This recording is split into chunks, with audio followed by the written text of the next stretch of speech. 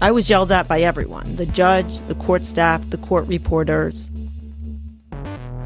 especially when I wanted to fight for my clients' rights and demand trials or hearings or motions or release.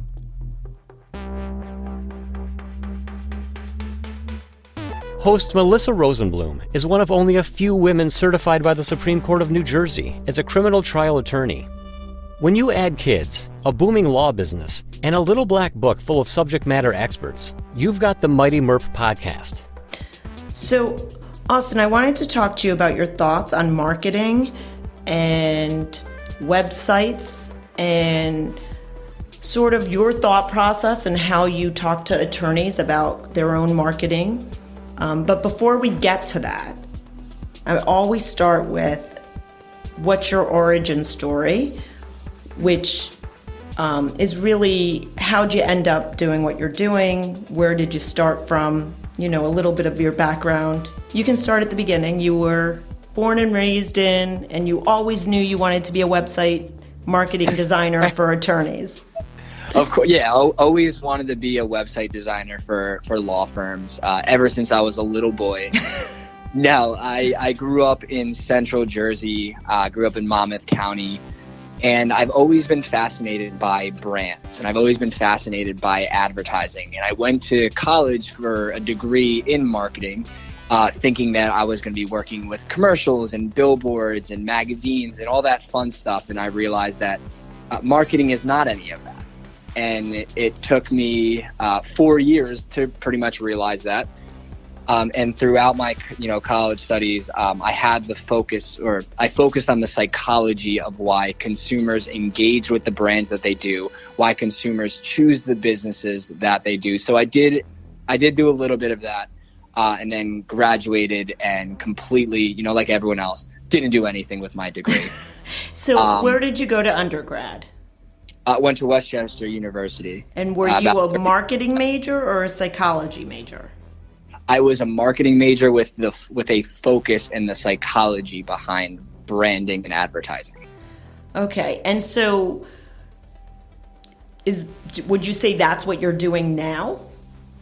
It took me a little while to finally put the degree to use, but yes, I'm finally doing that.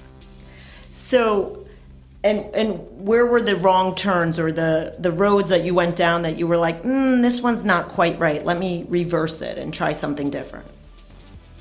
Yeah, I mean, like most people, I graduated and, it was the first job. The first job I got was basically a management trainee role at a company, and thought it was going to be a career move. And I realized 3 or 4 years into it that this isn't really what I wanted to be doing. And then I was finally given the opportunity to work with law firms, work with them on their advertising and their search engine optimization, their digital marketing, and we'll get into a lot of those things. But I was finally able to put those things that I've been so interested in for years to use. And that's how I position myself now as not just a digital marketing strategist, but a marketing consultant for law firms throughout New Jersey. So when you're meeting with someone initially, how do you talk to them about their marketing or what they should be putting out there? Is it the same with everyone? Is it trying to get to know the individual? What is your focus initially? Yeah, my goal is in everything in life, marketing and, my friends, my family, it's always starting with why. Why do we do certain things? Why are we the people that we are? And there's a psychology to that. And there's a reasoning behind it. And there's a lot of great resources online where you can do, look up TED Talks on starting with why. But that's where I start. And the first thing I like to do whenever I sit down with an attorney is get to know them, not as a attorney or as a prosecutor or whatever their legal background is, but as a man, as a woman, and getting to know them and why they do what they do allows me to then build a brand, at least in my own head, and then we can create something visually for them. Correct. And we talk about the authenticity part of it often, right? Yeah.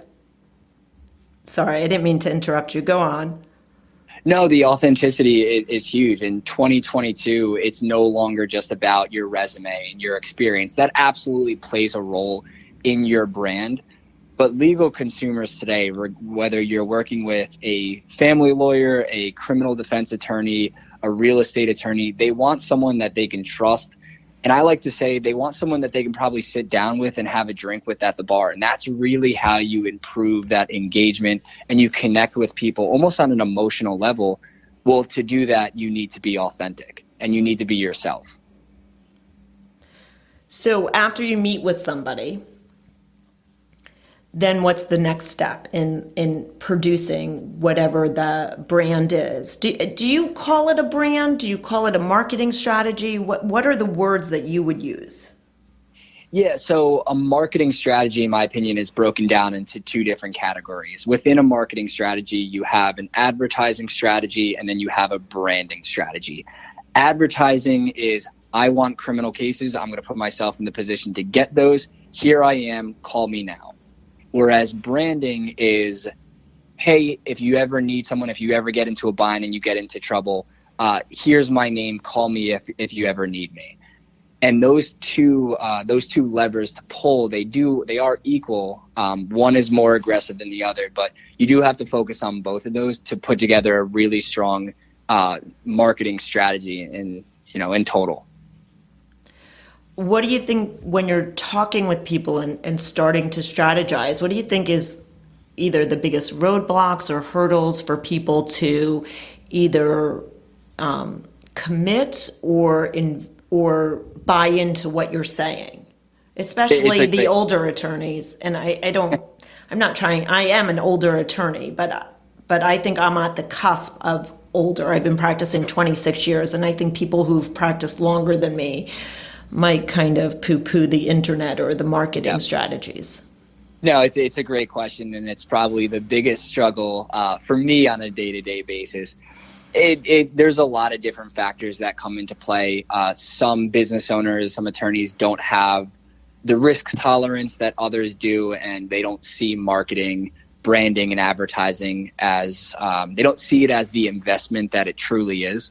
I've been told before by attorneys who were looking at their budgets that, oh my God, their marketing budget is greater than their rent. Well, your rent doesn't bring in money, so it should be greater than your rent.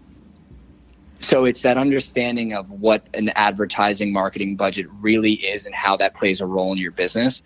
I think that's one of the biggest hurdles that a lot of people have to get over.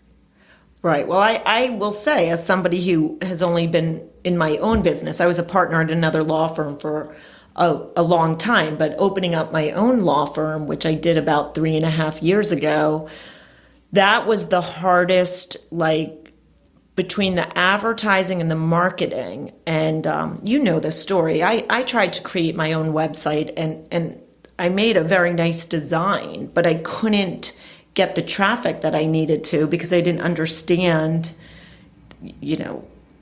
simply the internet and how search engines worked and how traffic, came to your website. And so it was a hard swallow initially. But then when I broke it down to cases, like the advertising or the marketing is one criminal case or 2 traffic cases, cover it. Then I was like, oh, this makes sense now. I had to break it down into bite-sized pieces instead of, what the yearly cost was, if that makes sense. Yeah, and that's a great way to look at it. I encourage everyone to look at their budgets similarly. It's, hey, can you invest one retainer? Can you invest one client back into your business a month? And that's really how you should look at it. So that's the hurdle is the money aspect of it.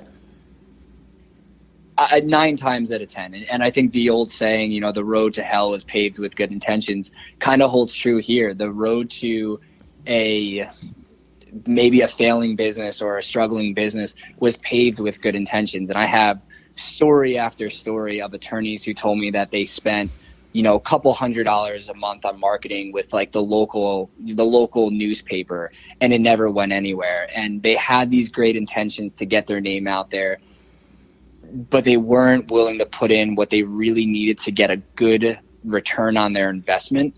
And unfortunately, they look back on it 2, 3, 4 months down the road, and they realize they just pissed all that money away, and they really didn't get anything out of it. So the intention there was good, but the execution and the strategy behind it really wasn't best for what that firm was trying to accomplish. Right. I mean, do you think that law firms today can exist without the website or the social media aspect, or do it the old-fashioned way when you talk about papers and things like that?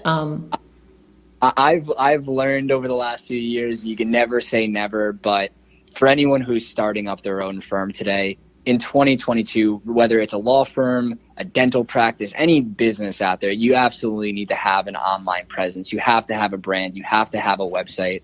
And it comes down to a credibility and a trust factor.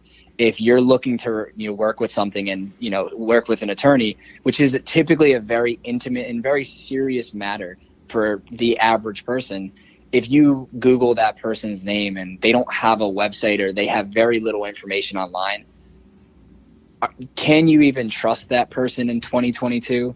So you absolutely need to have at least a website at bare minimum. No, I agree. I actually jokingly say, like, this law firm and everything I've put into it is like another baby, another child of mine. I have 4, so I didn't need another one per se, but it's my name on the letterhead, and it's me. When people come into the office, no matter what, it's me. It's my name. It's my professional reputation, and I take it personally.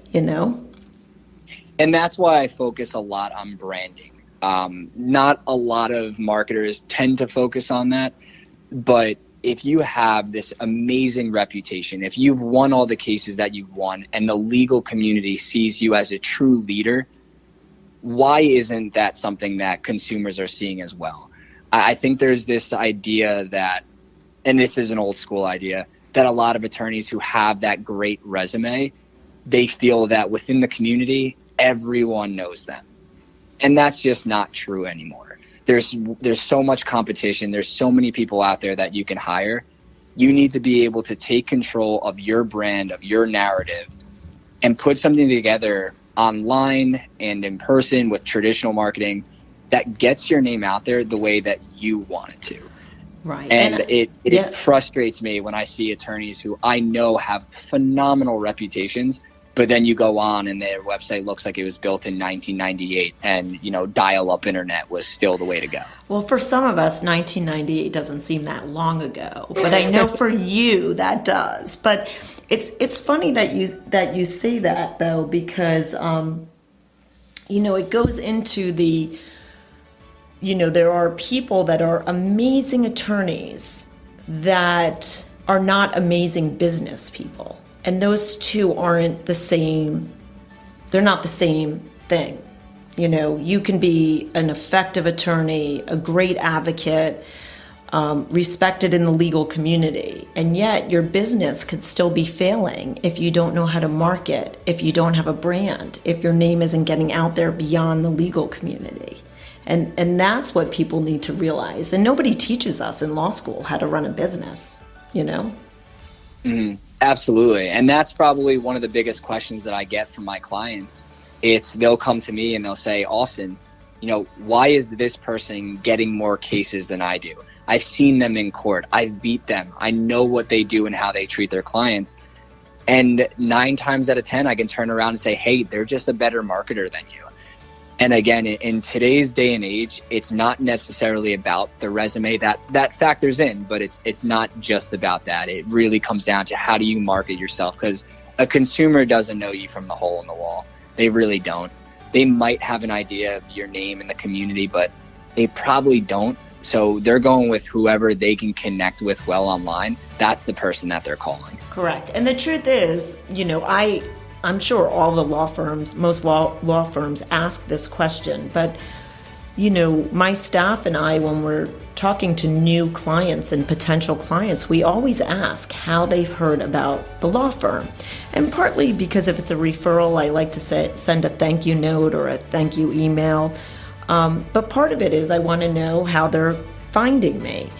And I would say over 90% of the time, it is through the internet that they said, I just went on the internet. And you know what they say. They say, I Googled criminal defense attorneys in Atlantic City. At least for me, that's how my clients are finding me. We hope you've enjoyed this episode. Stay tuned. There is more to come. Mighty Merp is available on iTunes, Spotify, and all your favorite apps and players. But the best way to experience the show is to visit mightymerp.com.